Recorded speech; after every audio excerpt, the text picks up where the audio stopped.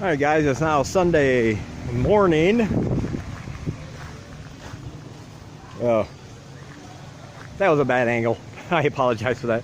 I was just trying to show you that I was in my dress clothes on a Sunday morning. I made my last video and I said that they currently have not gotten the plans together for their Sunday classes. And as I was uploading that video, right in the middle of uploading it, my phone rang. And this was last night, late afternoon. And it was the director of my school saying, we're going to start the new classes tomorrow on Sunday. Can you come in from 8 until 10? Which of course I can, because I had nothing else going on. So I just finished that for today. Did the first two new classes. Good group of students, very eager to learn. And what I like most is that they gave me 3 books. And I was free to choose where we start, which book we start at, or on, which book we start on. And these books, unlike the other ones that I teach, do not have any quizzes or tests. That's up to me to determine. The main purposes of these classes on Sunday are for English conversation.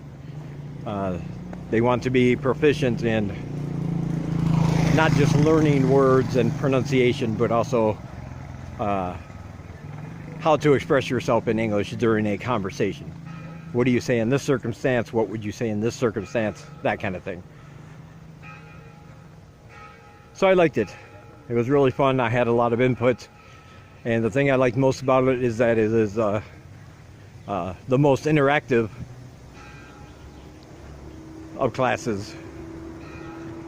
Because in order for them to learn conversation, they do not need to hear me talk for a long period of time. The conversations are in the book. I split them into groups, have them practice with each other, and then one by one they will get up 2 at a time and have the conversation that's in the book. I do stop and correct them on pronunciation, and also when I see they're having problems with certain words.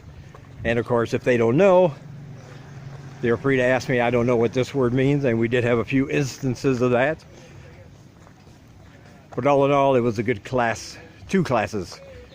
It was kind of funny. What I didn't know was that I was having the same students for both hours. Actually, I get 2 hours. There's another teacher who's also getting 2 hours. But it's the same class. So from 8 to 9, I was told from 8 to 9, then 9 to 10. Normally I do 1-hour classes with a group of students and then they leave and a new group comes in. So at 9 o'clock I said, okay, that will be all for today. I'll see you the next time. Not next week, because next week is the election on the 29th. So next Sunday there will be no classes, but the week after they resume. And they kind of looked at each other funny. I opened the door. There were no students waiting.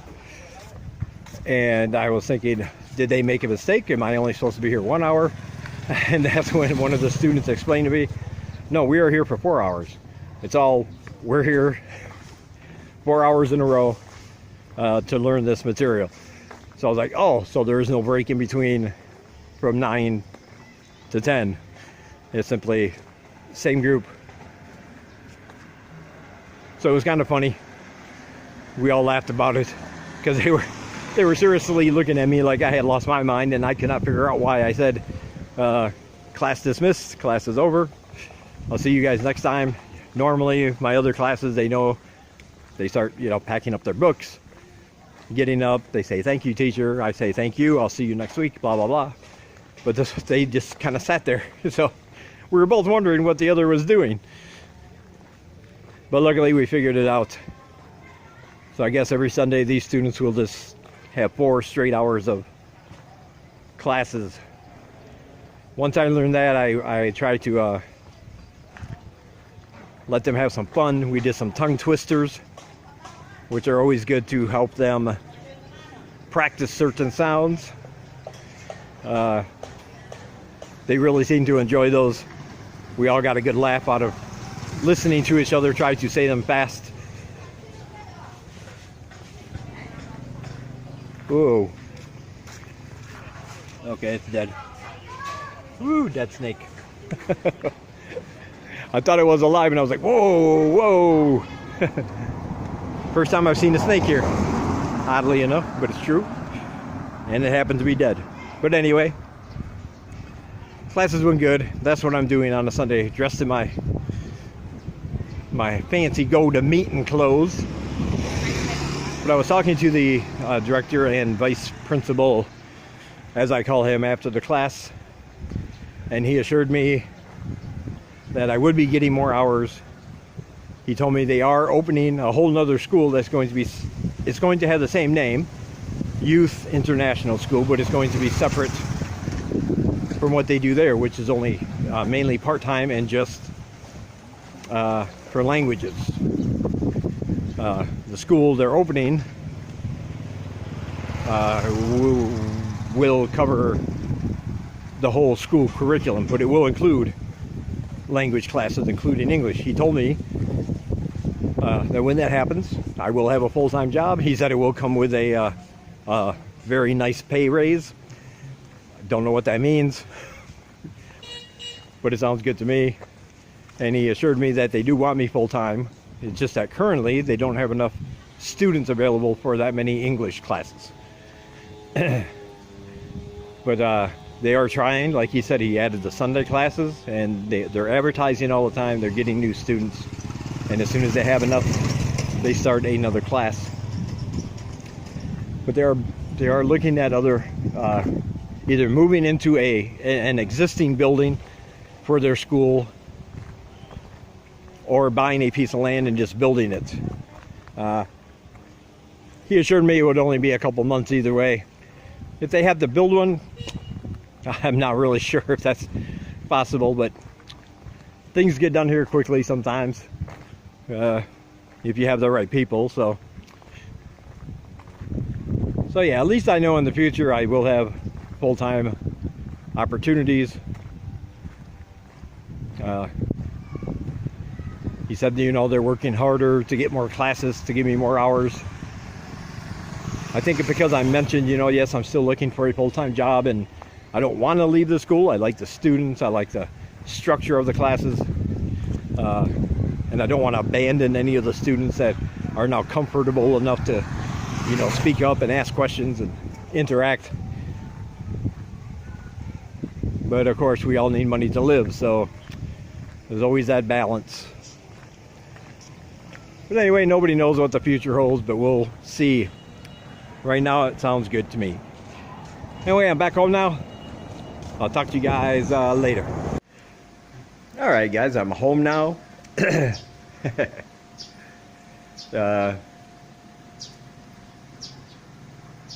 What happened was, because I had to start teaching at 8, I am not used to getting up that early, let's put it that way. They wanted me there early, of course, to go over the materials. They're going to give me, you know, the books so I could look at them over. So I got up earlier than I normally do, which is 6 o'clock. And I figured that gives me time to shower, shave.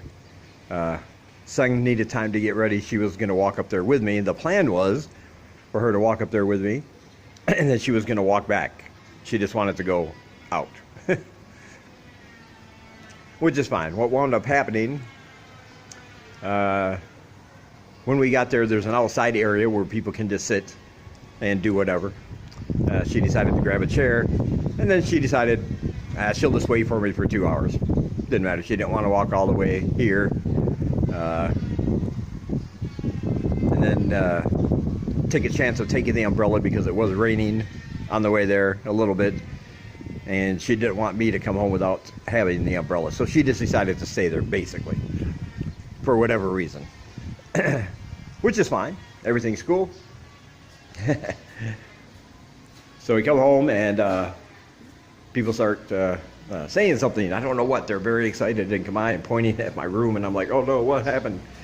And that's when I realized that this had happened. I don't know if you can see that good. The screen is all tore out. You can see there and there. And we did not get burglared. What had happened was when I woke up, I do the usual. I came outside to smoke a cigarette before I went to take my shower. And as always, when we're here, we just leave the door open. Well, between the 6 o'clock in the morning, I'm not paying attention. Me and St. Bolta running around trying to get ready. Because like I said, it's about a 20-minute walk there, 25 minutes. But what had happened was the dog had come in and apparently had hid under the bed, as he is wont to do. He does that all the time. He likes coming in here, hiding under the bed. The fan hits him under there, and he's good. But we did not know this. I did not know he was in here. So apparently we had never been, this has happened once before, but nothing major, you know. But we've never been gone that long with him locked in here, and he went nuts. Luckily they heard him make the commotion. They unlocked the door and let him out. So I'm glad he's okay. This time he broke through the screen barrier. Luckily not the bars. Those are pretty sturdy. Well, yeah, there was a little bit of a mess, but no big deal. You know, he's still my buddy. He just panicked. He needed to get out. Luckily, my Kindle still works. I was worried about that, but it still works. I had to clean it up. It was sitting behind the bed here in a pile of water because I had left the cap on the water. That was a little loose, and that got knocked over in his flurry, and water started spilling out. And but luckily, everything's cool. Everything's fine. Landlord's a nice guy. He came up here, and yeah, he'll get it fixed. But I just thought I'd share that with you. Food's almost ready, so I'll talk to you guys later. All right, it's finally Sunday night. It's actually a pretty nice night tonight. I'm surprised because it is breezy, which would normally indicate rain. But yeah, doesn't look bad. A little dark up there, but doesn't appear that it's going to rain. Of course, I have been fooled before, so you never know. Real quick, I know one of my subscribers said that he'll be in landing in Phnom Penh next week. So I just want to say congratulations. I really, really hope you like Cambodia as much as I do. Despite its problems and its cultural differences, it really is a beautiful country. The people are amazing. I love the food. I can't speak specifically for Phnom Penh because I've never been there. But I love it here, and I kind of suspect that the normal average person there is going to be the same as the average normal person here. They're friendly, they're caring, they're going to want to know about you. Where did you come from? What do you do? That kind of thing. With that being said, before I end the vlog, first we'll wait for her sing live. She's in her hippie dress again. She likes that hippie dress. We are going to, I want to give a couple channel shout outs,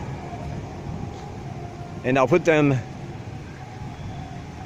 in the description below if you want to check them out, especially for the guy coming to Phnom Penh. If that's where you plan on coming, I have two channels specifically for Phnom Penh that I would highly recommend. They are both from the United States. They're both living in Phnom Penh. They are both teaching full-time in Phnom Penh. So, and they've been doing so for a while, longer than me. So they know more. They have the experience, they have the knowledge, and they put out some videos with a lot of different information because it's there than what I can do here. The first one is halfway, one word, halfway round the world. apostrophe R-O-U-N-D. Not around. Halfway around the world. He's a really cool guy. He makes some interesting videos. Not just about teaching or his life there, but a lot of different subjects he covers. And I appreciate that. The other one is Cambodian Exploits. Cambodian Exploits. He's probably the closest to me that I can think of in terms of what he likes about Cambodia and his background. He comes from Illinois, which is close to Michigan, where I come from. And when I hear him talk about how much he might complain sometimes about the heat here, it is always preferable to the bitterly cold weather most of the year in that part of the United States. I feel him whenever he says that, because I completely understand 100%, and I get it. Plus he makes interesting videos, and he's got a couple side projects in the works, and you can check out his last few videos where he talks about that.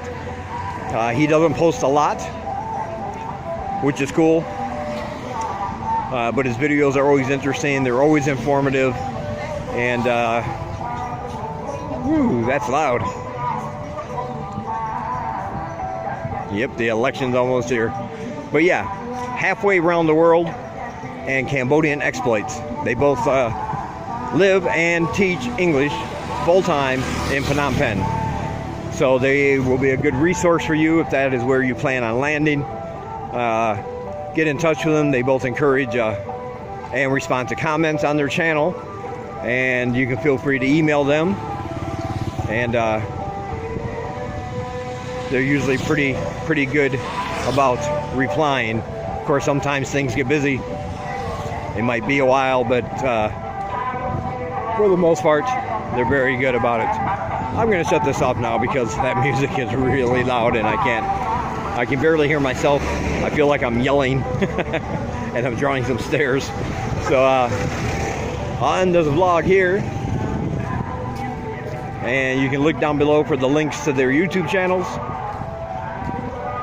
And I will talk to you guys in the next one.